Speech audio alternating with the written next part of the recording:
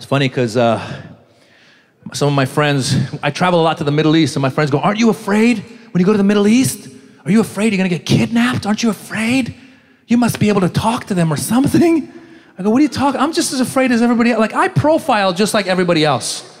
You know how I realized that I profiled? I was on an airplane, I was sitting towards the front, and the door was still open, and this like 25-year-old blonde white girl came running to the front before we took off. She came running to the front. She goes, oh my God, I can't do this. I'm so nervous. I have to get off the plane. I have to go. I'm so nervous.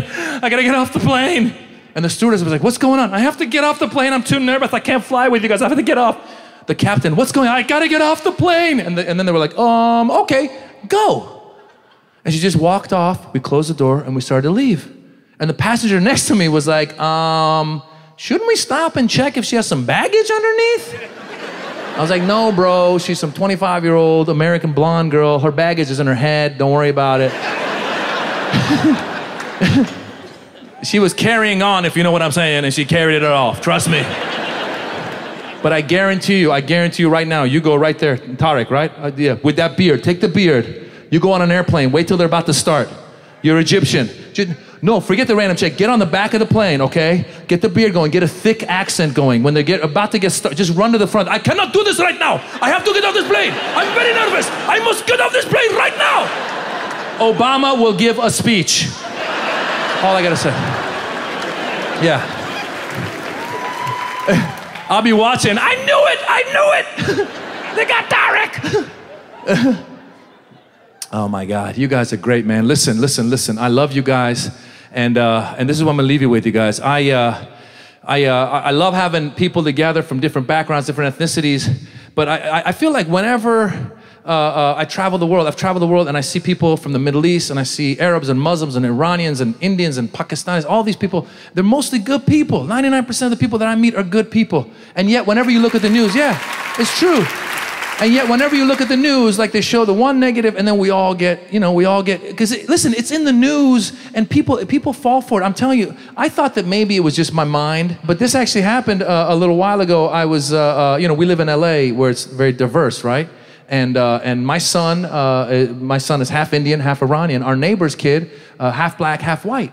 And the neighbor's kid, his cousin came to visit from Wisconsin. And he is not allowed a lot of diversity as much. So he came and I took him to the movies, and we were at the movies, and we went to the bathroom to wash our hands.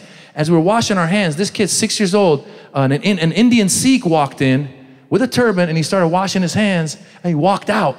And then the 6-year-old kid from Wisconsin, his jaw dropped. He looked at me and goes, that dude was ISIS? I go, what? He goes, he was ISIS. I go, no, he's not ISIS. He's Indian. He's an Indian Sikh. They wear turbans. I go, my son, who you've been playing with all weekend, he's half Indian. He's like, you're ISIS? I'm like, no, my wife is Indian. She's ISIS. I go, you go back to Wisconsin. We'll figure it out later.